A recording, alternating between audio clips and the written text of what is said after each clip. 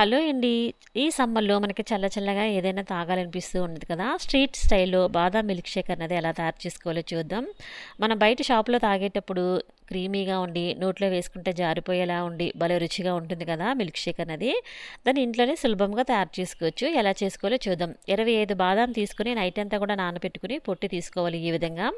మీకు అంత టైం లేదు అనుకుంటే వేడి నీటిలో ఒక 2 గంటల పాటు నానబెట్టి కూడా పొట్టు అన్నది తీసేసుకోవచ్చు ఈ విధంగా. నేనైతే ఇలా తీసేసుకున్న వాటిని ఒక గిన్నెలో వేసుకున్నాను అనమాట.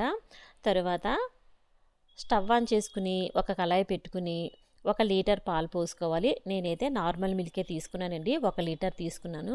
తీసుకుని స్టవ్ ఆన్ చేసుకుని పాలు మరగడం మనకి స్టార్ట్ అవుతున్నప్పుడు ఒక గరిటె తీసుకుని మొదటిగా మనం ఇందాకల బాదం ఒలిచి పెట్టుకున్నాం కదా!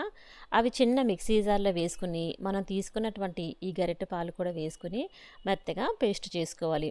మనం బయట షాప్‌లో తాగేటప్పుడు బాదాం మిల్క్ షేక్ అన్నది కస్టర్డ్ పౌడర్ ఎక్కువగా ఉండి బాదం పేస్ట్ అనేది తక్కువగా వేసి చేస్తారండి వాళ్ళు. కానీ మనం ఇంట్లోనే చేసుకుంటున్నాం కనుక కొద్దిగా బాదం అనేది ఎక్కువగా వేసుకొని ఈ మిల్క్ షేక్ చేసుకుంటే చాలా బాగుంటుంది. చూడండి ఈ మాత్రం మనం గ్రైండ్ చేసుకుంటే సరిపోతుందన్నమాట బాదం పప్పుని.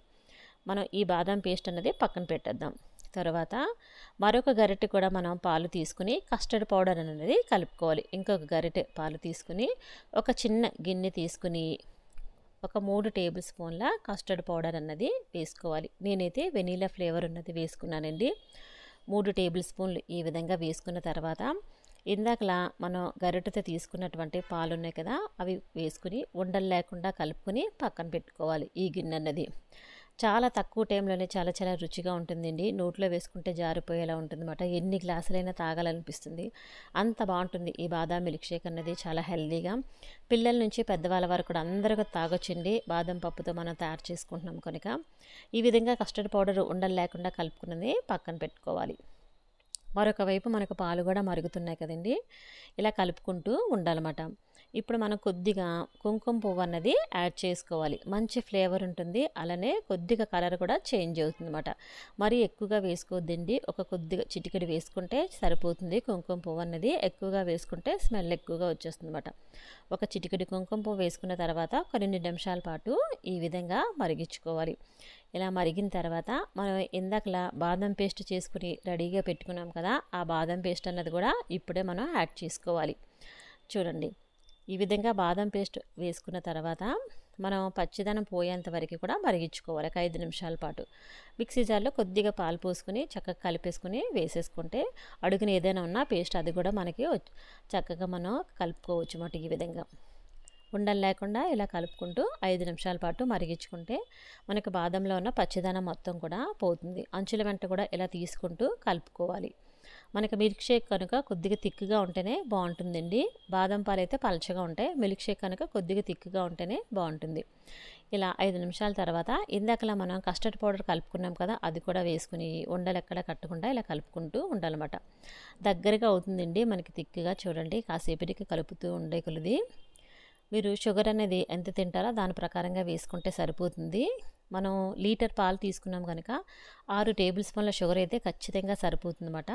నేనైతే 6 టేబుల్ స్పూన్ల షుగర్ వేసుకుని షుగర్ పూర్తిగా కరిగేంత వరకు కూడా ఈ విధంగా కలుపుకోవాలి. కాసేపటికి చక్కగా మరిగి ఇవి ఇలా కలర్ మారి చూడండి థిక్‌గా అవుతుందన్నమాట. మనకు మిల్క్ షేక్ అనేది తయారైపోయినట్లే. చూస్తుంటేనే మనకి అసలు తాగాలనిపిస్తుంది కదా! అంత బాగుంది చూడండి కలర్ అది. ఎప్పుడైతే మనకి ఇలా తిక్కిగా అయిందో వెంటనే స్టవ్ ఆఫ్ చేసేసుకుని ఒక అర టేబుల్ స్పూన్ మనం యాలకుల పొడి అన్నది వేసుకోవాలి. మంచి ఫ్లేవర్ ఉంటుందండి. మీకు ఇంకా నచ్చితే రోజ్ వాటర్ ఉన్నట్లయితే అది కూడా కొద్దిగా వేసుకుంటే చాలా చాలా బాగుంటుంది టేస్ట్ అయితే. చూడండి ఎంత తిక్కిగా ఉందో. దీన్ని మనం స్టవ్ ఆఫ్ చేసేసాం కనుక మనం వేసుకున్నటువంటి యాలకుల పొడి పూర్తిగా కరిగేంత వరకు కలుపుకొని చల్లారి పెట్టుకోవాలి. కాస్త చల్లారిన తర్వాత ఒక బౌల్లో వేసుకుని ఫ్రిడ్జ్లో పెట్టుకుని ఒక 2 గంటల తర్వాత మీరు తాగినట్లయితే చాలా చాలా బాగుంటుందండి. మనం బయట తాగేటప్పుడు షాప్‌లో ఎంత టేస్టీగా ఉంటుందో అంతకంటే ఎక్కువ రుచిగా ఉంటుంది ఈ బాదాం మిల్క్ షేక్ అన్నది. చాలా బాగుంటుందండి. చూడండి 2 అవర్స్ తర్వాత కూడా మనకి ఎంత చక్కగా ఉందో చూస్తుంటేనే మనకి తాగాలనిపిస్తుందన్నమాట. ఇలా గ్లాస్‌లో వేసుకుని బయట మనం చూడండి బయట పెట్టుకున్న తర్వాత ఇలా గ్లాస్‌లో వేసుకుని చిన్నగా కట్ చేసుకున్నటువంటి బాదం పప్పుని ఇలా పైన వేసుకొని తాగితే చాలా బాగుంటుంది. ఈ సమ్మర్‌లో ఒక్కసారి ఇలా ట్రై చేయండి.